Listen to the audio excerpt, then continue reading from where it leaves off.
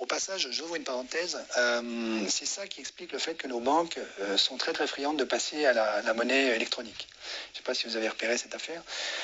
C'est que, et je reviendrai sur la déflation parce que c'est un sujet important. Pourquoi est-ce que, donc aujourd'hui on vous dit, les billets de banque et la monnaie scripturaire, c'est vieux jeu, c'est médiéval, il faut passer uniquement, il faut régler toutes nos transactions monétaires par la banque, par le crédit bancaire et uniquement les opérations d'écriture numérique.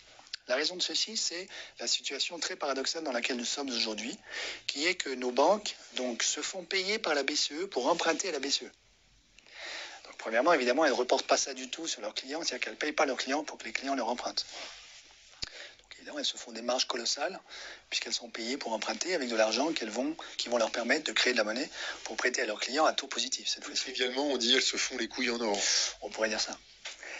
D'un autre côté, symétriquement, en miroir, nos banques, parce qu'elles savent qu'elles sont assez peu fiables, vont mettre beaucoup d'argent en dépôt à la BCE, dans le bilan de la BCE. Pour ça, normalement, elles devraient être rémunérées par la BCE.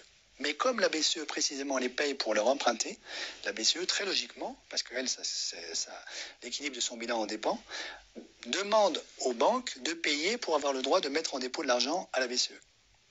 Donc c'est le monde à l'envers, c'est-à-dire en fait elles mettent en dépôt, elles doivent payer, et elles empruntent, elles sont payées pour ça.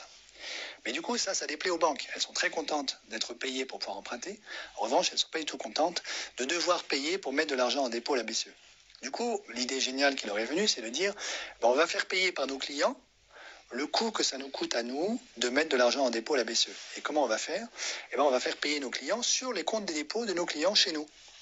Donc ça veut dire que vous, lorsque vous recevez votre salaire le 25 du mois, si vous êtes salarié, le 26, la banque va pouvoir vous dire, écoutez, voilà, vous avez quand même de la chance de pouvoir mettre votre argent en dépôt chez moi, je vais vous prélever une petite somme, qui au début évidemment va être infinitésimale pour éviter que vous souffriez trop,